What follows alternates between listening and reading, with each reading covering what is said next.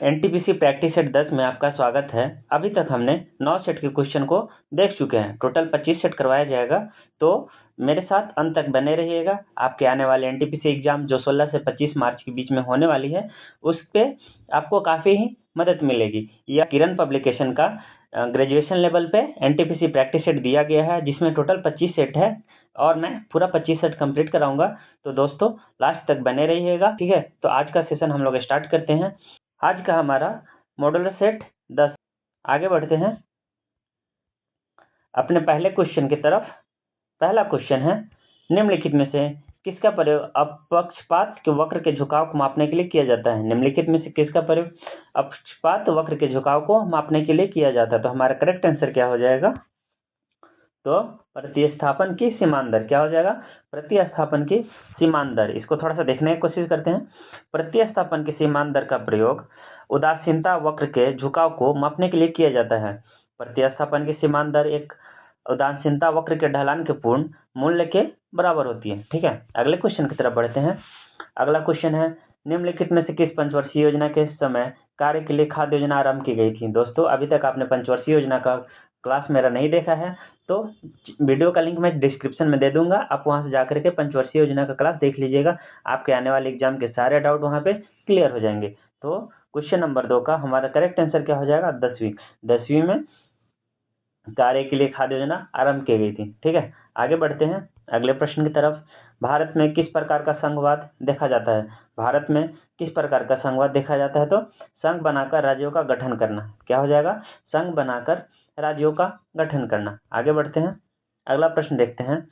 एक सरकार संवैधानिक कानूनों तथा नागरिक अधिकारों द्वारा खींची निर्धारित सीमाओं के भीतर ही काम करती है। तो यह कौन सी सरकार होती है? तो यह लोकतांत्रिक सरकार होती है। मैं वीडियो में पहले भी डिस्कस कर चुका हूं। अगर आप देखते आ रहे होंगे तो लगभग आपको क्वेश्चन अब याद होते चलेंगे, ठीक है। आगे बढ़ते हैं अगला प्रश्न देखते हैं। अगला प्रश्न देखते हैं, भारत में लोकसभा के लिए अधिकतम कितने सीटें निर्धारित की गई है? तो कितने सीटें निर्धारित की गई है? तो 552 सीटें निर्धारित की गई है। नेक्स्ट प्रश्न देखते हैं, निम्नलिखित में से कौन सा अनुच्छेद भारत के प्रधानमंत्री की नियुक्ति से संबंधित है? कौन सा प्रश्न भारत के प्रधानमंत्री की नियुक्ति से संबंधित है? तो आर्टिकल 75। यह मैं वीडियो में पहले भी प्रधानमंत्री से रिलेटेड आर्टिकल को बता चुका हूँ, तो आप उसे जरूर देख लेंगे, ठीक है। बढ़ते हैं, निम्नलिखित में से कौन विधायिका सत्र को स्थगित करने की अधिसूचना जारी करता है? ठीक है, कौन विधायिका सत्र को स्थगित करने की सूचना जारी करता है? तो इसका करेक्ट आंसर क्या हो जाएगा? राष्ट्रपति। क्या हो जाएगा? राष्ट्रपति। आगे बढ़ते हैं अगला प्रश्न है, निम्नलिखित में से कौन सा मौलिक अधिकार भारतीय संविधान से हटाया जा चुका है? तो किसको हटाया जा चुका है? संपत्ति का अधिकार को मौलिक अधिकार से हटा दिया गया, ठीक है।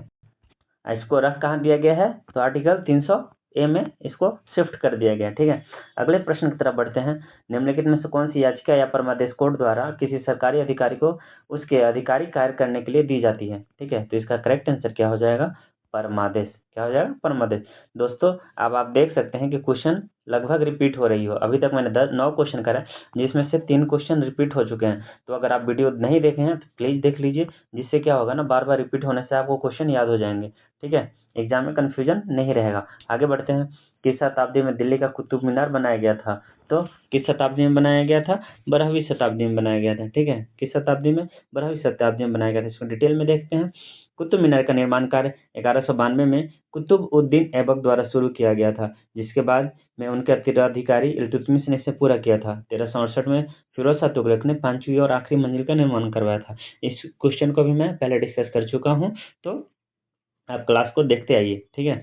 आगे बढ़ते हैं, सतघुई सिंधु घाटी सभ्यता किस देश में है? सतघुई सिंधु घाटी सभ्यता किस देश में है? तो इसका करेक्ट आंसर क्या हो जाएगा? अफगानिस्तान। क्या हो जाएगा? अफगानिस्तान। यह किस नदी पे है? तो ओक्स नदी पे है, ठीक है। यह किस नदी पे है? तो ओक्स नदी पे है। आगे बढ़ते हैं, अगला प्रश्न देखते हैं, भारतीय राष्ट्रीय कांग्रेस के संस्थापक कौन थे? भारतीय राष्ट्रीय कांग्रेस के संस्थापक कौन थे? तो A.O. हुम थे। कौन थे? A.O. हुम थे। कब हुई थी INC की स्थापना? तो 1885 में की गई थी, ठीक है। 1885 में INC की स्थापना की गई थी। आगे बढ़ते हैं, निम्नलिखित में से किसने फतेहपुर सीकरी के पंचमहल का निर्माण करवाया था? किसने फतेहपुर सीकरी के पंचमहल का निर्माण करवाया था? तो इसका करेक्ट आंसर क्या हो जाएगा? अकबर ने करवाया था। किसने करवाया था? अकबर ने करवाया था। फतेहपुर सीकरी का पंचमहल अकबर द्वारा मुगल महिलाओं और हरम की महिलाओं के लिए बनाया गया था। यह अपने असाधारण वास्तुकला के लिए प्रसिद्ध 5 मंजिला महल है। ठीक है, पंचमहल की वास्तुकला एक बौद्ध मंदिर से प्रेरित थी। आगे बढ़ते हैं। मोहनजोदड़ो का स्थानीय नाम क्या था? तो उसका स्थानीय नाम क्या था? मृतकों का टीला। क्या था? मृतकों का टीला। ठीक है, उसको पहले मृतकों का टीला से जाना जाता है। आगे बढ़ते हैं।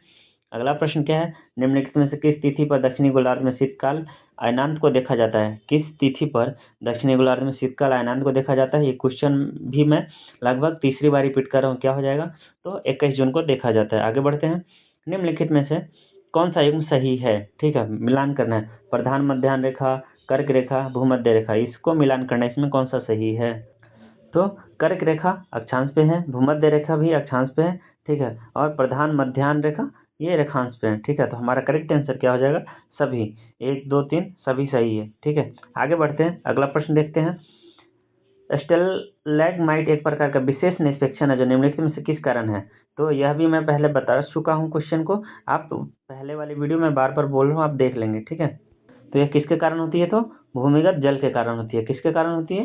भूमिगत जल के कारण होती है। आगे बढ़ते हैं। निम्नलिखित में से कौन सी जलीय धारा एक शीतल धारा नहीं है?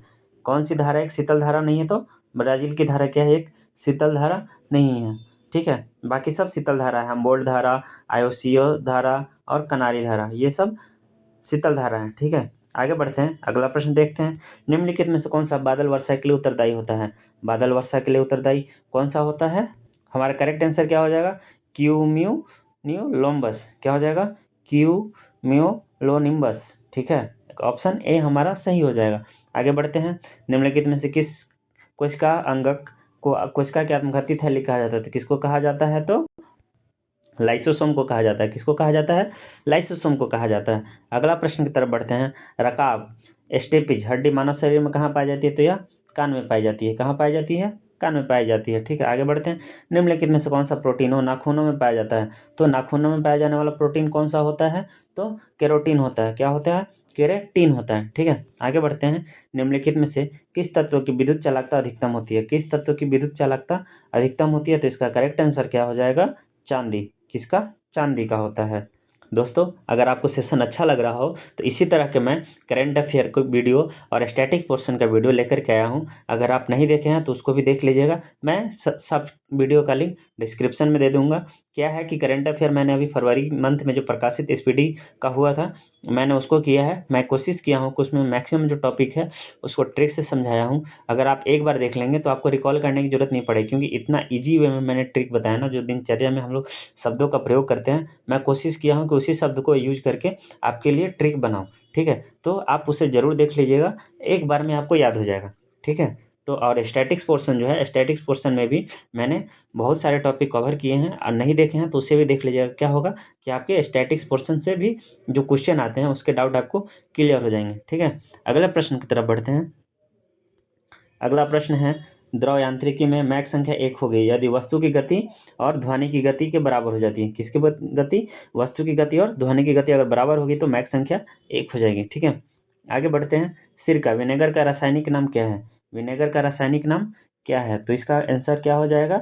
एसिटिक अम्ल। क्या हो जाएगा? एसिटिक अम्ल का रासायनिक नाम विनेगर है, सिरका। ठीक है, आगे बढ़ते हैं। कैल्शियम हाइपोक्लोराइड का सामान्य नाम क्या है? कैल्शियम हाइपोक्लोराइड का सामान्य नाम क्या होता है? तो हमारा करेक्ट आंसर क्या हो जाएगा? Bleaching powder. क्या हो जाएगा? ब्लीचिंग पाउडर, जिसको कैल्शियम हाइपोक्लोराइड के नाम से भी जाना जाता है। ठीक है, आगे बढ़ते हैं। अगला क्वेश्चन है, झूम कृषि। झूम कृषि किससे संबंधित है? झूम कृषि किससे संबंधित? तो सीढ़ीनुमा खेती से। यह कहाँ होती है? पहाड़ों में होती है। आगे बढ़ते हैं। अगला प्रश्न देखते हैं। निम्नलिखित में से किस पारिस्थितिकी तंत्र में सबसे अधिक बायोमास पाया जाता है? किस पारिस्थितिकी तंत्र में सबसे अधिक बायोमास पाया जाता है? तो हमारा करेक्ट आंसर क्या हो जाएगा? वन पारिस्थितिकी में सबसे अधिक बायोमास पाया जाता है। ठीक है, ऑप्शन 4 वन पारिस्थितिकी। आगे बढ़ते हैं। रामसर सम्मेलन का मुख्य उद्देश्य क्या था? रामसर सम्मेलन का मुख्य उद्देश्य क्या था? तो हमारा करेक्ट आंसर क्या हो जाएगा? आर्द्रभूमि का संरक्षण। ठीक है, क्या हो जाएगा? आर्द्रभूमि का संरक्षण। आगे बढ़ते हैं। अगला प्रश्न देखते हैं। विद्युत आवेश के संरक्षण का नियम का खोज किसने किया था? विद्युत आवेश के संरक्षण का नियम का खोज किसने किया था? तो इसका करेक्ट आंसर क्या हो जाएगा? Benjamin Franklin. किसने खोज किया था? Benjamin Franklin. ठीक है, आगे बढ़ते हैं। निम्नलिखित का मिलान कीजिए, मंदिर और राज्य, ठीक है, मंदिर और राज्य को मिलान करना है। सोमनाथ मंदिर कहाँ है? सोमनाथ मंदिर गुजरात में है, ठीक है। कामाख्या मंदिर असम में है। रामनाथ स्वामी मंदिर तमिलनाडु में है, ठीक है। तो एक का सोमनाथ गुजरात, कामाख्या असम, रामनाथ स्वामी तमिलनाडु। आगे बढ़ते हैं। सॉरी, और महाबोधि मंदिर बिहार, क्या हो जाएगा? महाबोधि मंदिर बिहार। आगे बढ़ते हैं। दी अनसीन इंदिरा गांधी पुस्तक किसने लिखी है? दी अनसीन इंदिरा गांधी पुस्तक किसने लिखी है? तो डॉक्टर केपी माथुर ने लिखी है, ठीक है, इसको याद रखिएगा, डॉक्टर केपी माथुर ने लिखा है। आगे बढ़ते हैं। अगला क्वेश्चन देखते हैं हम लोग। भारत अपनी अंतर्राष्ट्रीय सीमा सबसे कम किस देश से साझा करता है? भारत अपनी अंतर्राष्ट्रीय सीमा सबसे कम किस देश से साझा करता है? तो अफगानिस्तान से करता है, ठीक है, अफगानिस्तान से करता है। आगे बढ़ते हैं। पहला भारतीय वाणिज्यिक बैंक जिसका आगे बढ़ते हैं। पहला भारतीय वाणिज्यिक बैंक जिसका पूर्ण स्वामित्व और प्रबंधन भारतीयों के हाथों में सौंपा गया था, ये कब सौंपा गया था? तो मैं इस क्वेश्चन को भी बता दिया हूँ। इसका करेक्ट आंसर क्या हो जाएगा? 1911। आगे बढ़ते हैं। चंपानेर पावागढ़ पुरातात्विक उद्यान किस राज्य में स्थित है? चंपानेर पावागढ़, इसको दोस्तों यहाँ पे कंफ्यूजन क्या होता है ना, चंपानेर ये सब लोग सुनता है ना, तो इसको सोचता है क्या क्या आंसर हो जाएगा कि राजस्थान, लेकिन इसका करेक्ट आंसर क्या होता है? गुजरात। चंपानेर कहाँ है? तो गुजरात में, ऐसे याद रखिएगा, यहाँ पे कन्फ्यूजन होता है। आगे बढ़ते हैं। अगला प्रश्न देखते हैं। प्रयाग प्रशस्ति में संकलित की गई थी, प्रयाग प्रशस्ति डैश में किस भाषा में संकलित की गई थी? तो इसका करेक्ट आंसर क्या हो जाएगा? संस्कृत में। किस भाषा में? तो संस्कृत में की गई थी, ठीक है। आगे बढ़ते हैं। दिलवाड़ा और जरगा पर्वत चोटियां निम्नलिखित में से किस राज्य में स्थित है? दिलवाड़ा और जरगा पर्वत चोटियां निम्नलिखित में से किस राज्य में स्थित है? तो यह राजस्थान में स्थित है। आगे बढ़ते हैं। अगला प्रश्न देखते हैं। चंद्वार की लड़ाई मोहम्मद गौरी और किस वंश के कनौज के जयचंद के बीच हुई थी? चंद्वार की लड़ाई मोहम्मद गौरी और किस वंश के कनौज के जयचंद के बीच हुई थी? तो इसका करेक्ट आंसर क्या हो जाएगा? गढ़वाल। क्या हो जाएगा? गढ़वाल।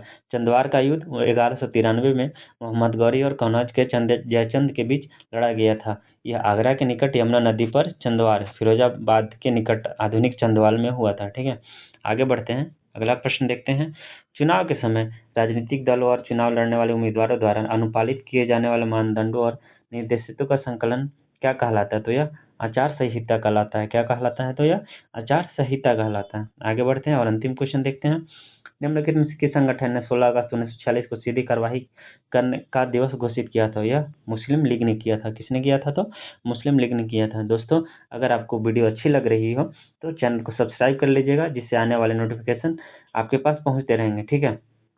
इसी तरह के अभी 15 सेट और आगे आने बाकी है, तो चैनल के साथ जुड़े रहिएगा ताकि आपको एग्जाम में काफ़ी ही मदद मिलेगी, ठीक है। तो मिलते हैं अगले सेशन में। धन्यवाद।